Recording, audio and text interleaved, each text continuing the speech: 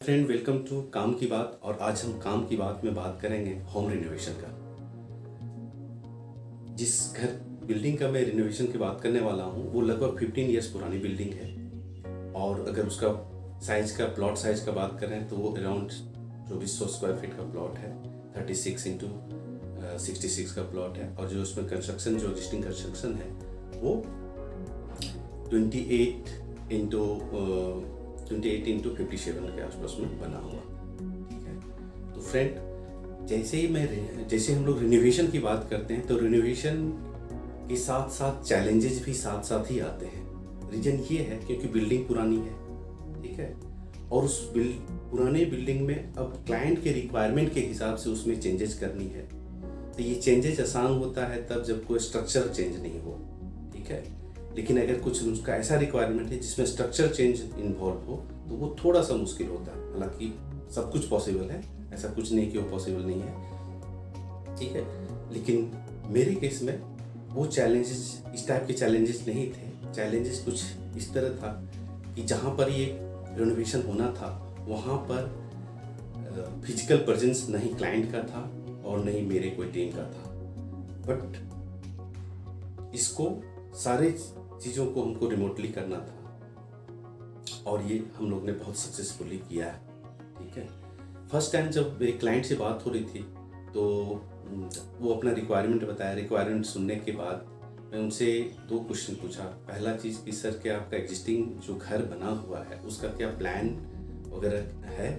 उन्होंने बोला जी हाँ, वो है प्लान। मैं जब पहले घर बनाया था तो प्रॉपरली प्लान करके ही बनाया था। एंड सेकेंड क्वेश्चन मेरा ये था कि सर, नेक्स्ट जो आपका रिनोवेशन का प्लान है वो सारा वर्कआउट किया हुआ है कि क्या चाहिए? बेसिकली दोस्तों, प्रॉब्लम तब होती है जब क्लाइंट को पता नहीं होता है कि उसको क्या चाहिए।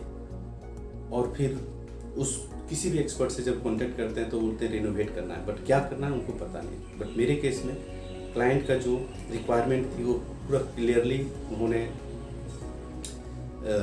सारी चीज़ को वर्कआउट करके रखा था। लाइक उनका ग्राउंड फ्लोर में कुछ चेंजेस थे और फिर फर्स्ट फ्लोर में उनके हिसाब से पहला जो रिक्वायरमेंट था वो कि उनका जो एग्जिस्टिंग जो किचन बना हुआ है वो एज पर वास्तु नहीं था, उसका सही डायरेक्शन में नहीं था। तो वो चाह रहे थे कि वो एज पर वास्तु जहाँ भी फिट करता आप उसको वहाँ पर प्लेस कीजिए, पहला चीज़। दूसरा चीज़, उनका मेजनाइन फ्लोर का ग्राउंड फ्लोर में जो आप देखेंगे उसका प्लान में, तो उसमें क्या था कि मेजनाइन फ्लोर का को बेसिकली वो गेस्ट रूम के हिसाब से यूज करते थे और उसका एंट्री जो था वो सेपरेट एंट्री था। मतलब घर से बाहर होने के बाद स्टेयर में 2 4 5 स्टेप ऊपर होने के बाद उसका एंट्री होता था। तो वो ऐसा कुछ चाह रहे थे कि मेजनाइन फ्लोर का जो एंट्री हो वो घर के डाइनिंग ड्राइंग से ही कहीं हो, सो दैट गेस्ट आते हैं, गेस्ट हैं, खाए पिए, जब रेस्ट करने की बात हो तो ऐसा नहीं लगे घर से उनको बाहर निकाल दिए। उनको ये फील हो कि जैसे बाकी लोग अपने अपने बेडरूम में जा रहे हैं वैसे मैं भी अपना गेस्ट रूम में जा रहा हूँ। तो ये चीज़ था। उसके बाद उनका थर्ड जो चीज़ था वो ये चाह रहे थे कि मुझे किचन, डाइनिंग, ड्राइंग सब स्पेसियस लगे, सब बंधा बंधा पर वाल यहाँ वाल वहाँ वाल, ये सब नहीं, थोड़ा सा स्पेसियस लगे। अभी मॉडर्न के हिसाब से जैसे चलता है ना, ओपन एंड खुला हुआ चीज़, सारा चीज़ थोड़ा सा लगे, ठीक है ना। तो वो उसके बाद एक बेडरूम को वो चाह रहे थे कि इसको प्रॉपर बेडरूम नहीं करके मैं ऐसा करूं कि वो ऑफिस कम स्टडी हो, ठीक है। और बाकी चीज़ों में जहाँ जहाँ भी बालकनी वगैरह हो सके उसको बालकनी क्रिएट करें, ठीक है ना, सो दैट थोड़ा बड़ा लगे चीज़, ठीक है। तो ये सब चीज़ कुछ उनका रिक्वायरमेंट था। तो सारे रिक्वायरमेंट को लेने के बाद, सारे चीज़ को देखने के बाद फिर इनको जो फ्लोर प्लान हम लोगों ने बनाया वो कुछ ऐसा था। अब देखिए इसमें फ्लोर प्लान, फर्स्ट फ्लोर का मैं प्लान शेयर कर रहा हूँ। Actually first floor second floor same उनको चाहिए था, तो फर्स्ट फ्लोर का ये प्लान था। अब इसमें देखेंगे कि डाइनिंग ड्राइंग एक साथ हो गया, बड़ा स्पेसियस, ठीक है। मेजनाइन फ्लोर का जो उनका इशू था, मेजनाइन फ्लोर का मैं ड्राइंग से ही उसका एंट्री है, सो दैट अपना डिनर उनर किए गेस्ट तो यहाँ से डायरेक्ट अपना गेस्ट रूम में जा करके अपना रेस्ट कर सकते हैं। उसके बाद सामने देखेंगे बड़ा सा बालकोनी, ठीक है। डाइनिंग के राइट साइड में भी बालकोनी, उनका किचन से सटा हुआ बाहर में वहाँ पर वॉशिंग एरिया का ये किया है। उसके बाद आप देखिए एक रूम को जो को स्टडी कम ऑफिस, उसके सामने भी एक बार बालकोनी उनको चाहिए था। वो बालकोनी का बेसिकली बहुत फैसिनेशन था उनको, मैंने वो बड़ा वाला फील होता था। ठीक है, वैसे ही बेडरूम, मास्टर बेडरूम में भी बालकोनी का ये हुआ। ठीक है, और वहाँ भी हमने स्लाइडिंग डोर रखा है सो दैट और भी बड़ा लगे चीज़। ठीक है, तो ये ओवरऑल चेंजेस उसके एग्जिस्टिंग प्लान में किए।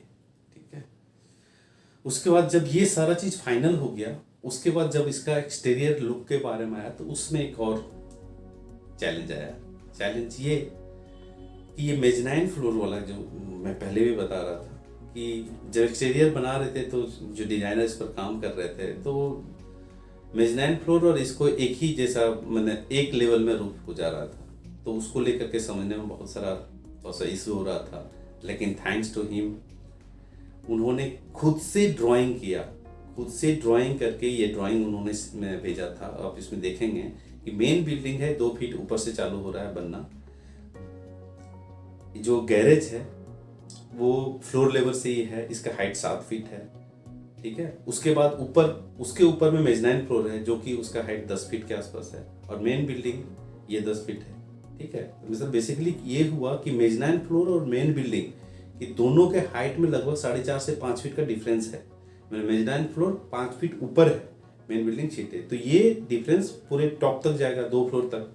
तो इसको करने में हम लोग को थोड़ा सा प्रॉब्लम हुआ, बट उन्होंने बहुत अच्छा से समझा करके उनका जब फाइनल लुक एंड फील जो एक्सटीरियर के आया वो कुछ ऐसा था। अब इसमें देखिए, सामने बड़ा सा बालकोनी, अंदर का सारा चीज़ मैं बता चुका हूँ। बाहर का अगर देखेंगे तो जो मेन बाउंड्री वाल है, बाउंड्री वाल के सामने जो गैरेज है सामने आ गया। ठीक है, उसके ऊपर कॉमर्शियल स्पेस का जो बात कर रही थी, कॉमर्शियल स्पेस 5 फीट का जो जगह मिल रहा था वहाँ पर कॉमर्शियल स्पेस क्रिएट किया। उसके कॉमर्शियल स्पेस को एक्सेस करने के लिए एक सेपरेट एंट्री बाउंड्री वॉल से रखा, और उसके ऊपर जाने के लिए आयरन का जो स्टेयर होता है वो किया, सो दैट कम स्पेस में बढ़िया हो। तो ये ओवरऑल लुक इसका एक्सटीरियर का इस तरह से था। अब देखिए, पहले कुछ ऐसा था, अभी जब रिनोवेट करके इसका डिजाइन जो फाइनल हुआ वो कुछ ऐसा था। तो बहुत ही अच्छा एक्सपीरियंस रहा, बहुत कुछ सीखने को मिला। ठीक है, और बहुत मज़ा आया इस प्रोजेक्ट को करके। तो ये कुछ था मेरा एक्सपीरियंस जो आप लोगों के साथ शेयर किया। आशा करता हूँ कि अच्छा लगा होगा ये वीडियो। ठीक है, और आगे भी मैं और भी अलग अलग रिनोवेशन के जो हम लोग ने काम किया उनका वीडियो शेयर करूँगा। उसमें किस तरह के चैलेंजेज आए, उसमें क्या सोल्यूशन किया, कैसे सोल्यूशन किया, क्या रिक्वायरमेंट था, इन सारी चीज़ों को मैं आगे वीडियो में आप लोग के साथ शेयर करूँगा। फिलहाल के लिए थैंक यू।